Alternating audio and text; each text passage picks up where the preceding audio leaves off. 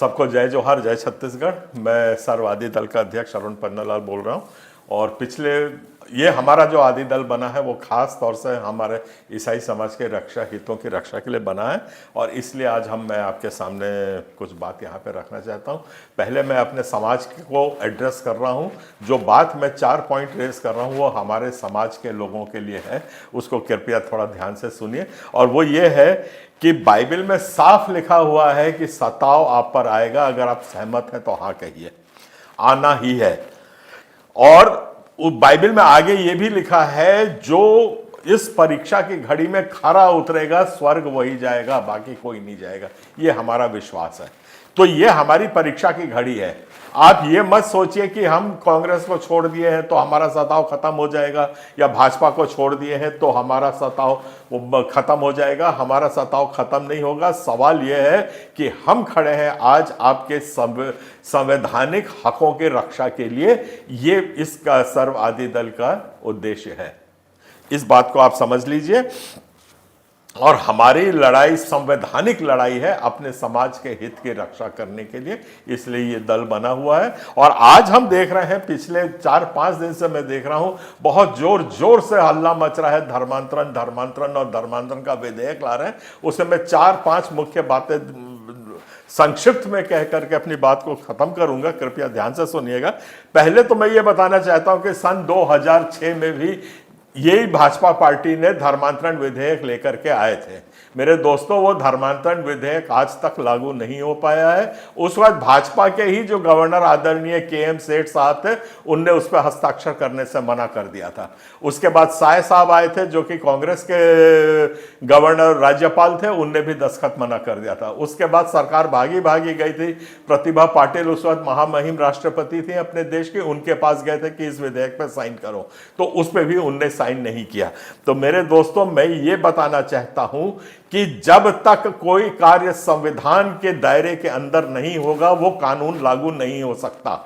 ये तो हम लोग बाकी 11 प्रदेशों में सो रहे हैं, मूर्ख हैं, इसके चलते वहां पे ये सब कानून लागू हुआ है। कभी ऐसा कानून लागू नहीं हो सकता जो संविधान के बाहर हो। और अभी बड़ा प्रीमेच्योर है कोई बात करना।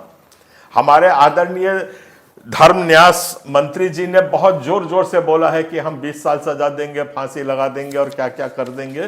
तो मैं उसमें थोड़ा सा ये बताना चाहता हूं, जब तक आपका मसौदा जो है वो संविधान के दायरे के अंदर होगा तो हम उस कानून का स्वागत करेंगे, हमें कोई आपत्ति नहीं है। जो अभी एक माहौल बनाया जा रहा है पूरे हमारे समाज के अगेंस्ट, ये बहुत निंदनीय है, बहुत इससे घृणा आती है।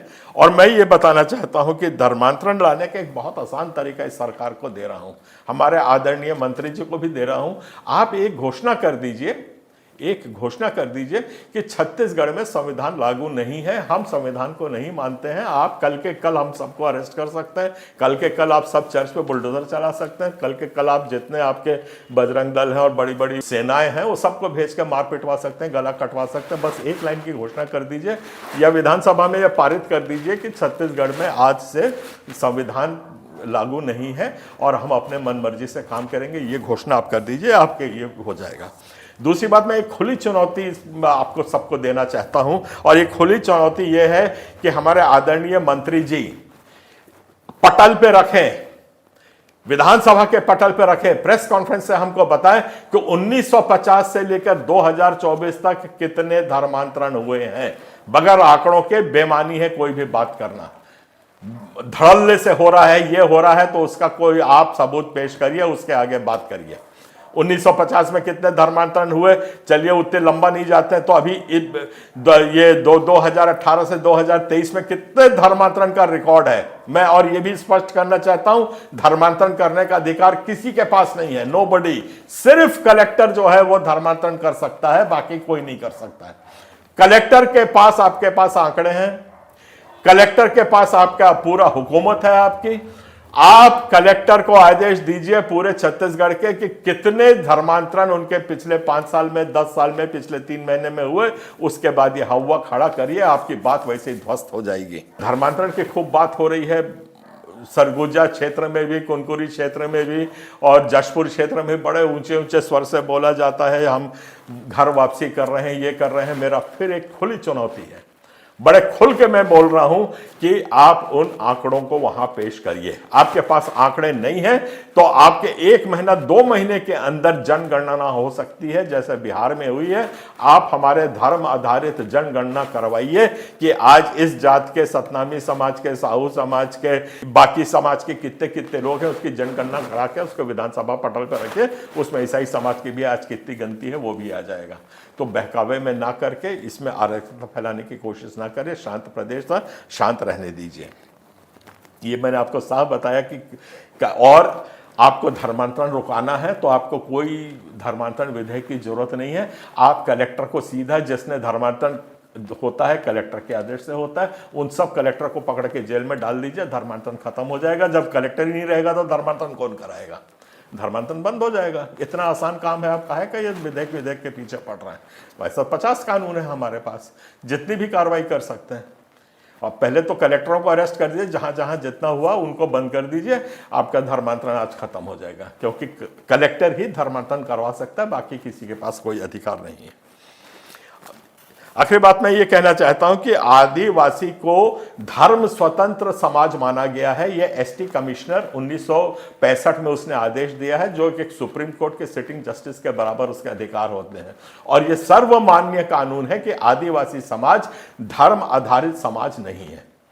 अब अगर कोई उसमें से कोई नया धर्म अपनाता है तो वो धर्मांतरण के दायरे में नहीं आता है। चाहे वो हिंदू बनता है तो उसको स्वतंत्रता है, ईसाई बनता है तो उसको स्वतंत्रता है। हिंदू बन रहा है तो बहुत अच्छी बात है, हमें कोई आपत्ति नहीं है। ईसाई बन रहा है तो आपको या किसी को कोई किस्म की आपत्ति नहीं होनी चाहिए। ये समानता का फाउंडेशन है, ये हमारा जड़ है हमारे संविधान की।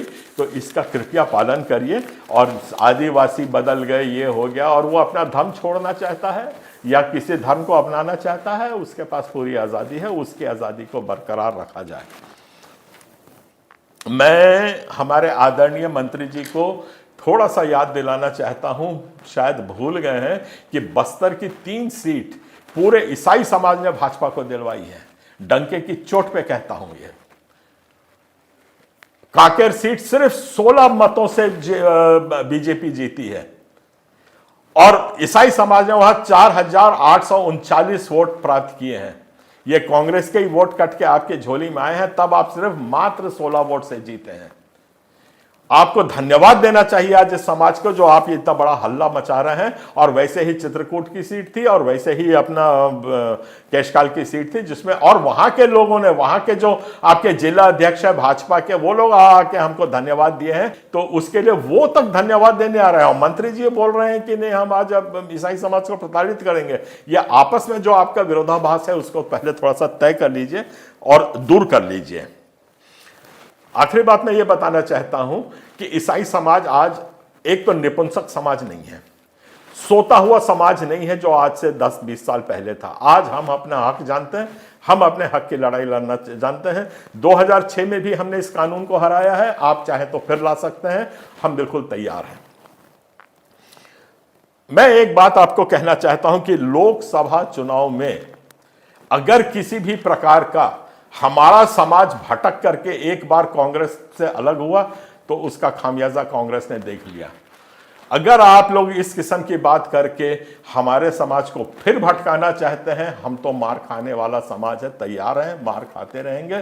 पर लोकसभा में कोई भी नुकसान आपकी पार्टी को होता है, उसकी पूरी जिम्मेदारी मैं आदरणीय धर्म न्यास मंत्री के कंधों पर रखता हूं।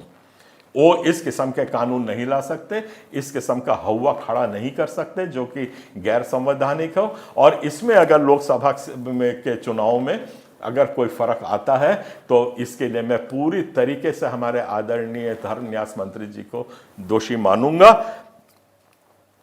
और ईसाई समाज को आज भी उम्मीद है कि सबका साथ, सबका विकास, इस नारे को सार्थकता दी जाएगी, इसके जड़ को पानी दिया जाएगा और हमारे छत्तीसगढ़ में सबका विकास और सबका साथ, ये जो नारा हमको दिया गया है, इसको हम फलवंतित होते देखेंगे, यही मेरी उम्मीद है। और इसी के साथ मैं अपनी बात को समाप्त करता हूं। पर इस कानून का हम पुरजोर विरोध करेंगे, कानूनन विरोध करेंगे, चाहे सुप्रीम कोर्ट हो, हाई कोर्ट हो। हमारा धरना प्रदर्शन हो, एक बहुत विशाल धरना होगा कि जो 2006 में आपने देखा था जिसमें 25-30 हज़ार लोग आए थे, उसका कम से कम 4 गुना ज़्यादा लोग आएंगे। तो हम लोग आज सोते हुए नहीं रहेंगे। इतनी बात दे के मैं आपको सबको जय जोहार, जय छत्तीसगढ़, जय धरती माता कहता हूँ। जय हिंद।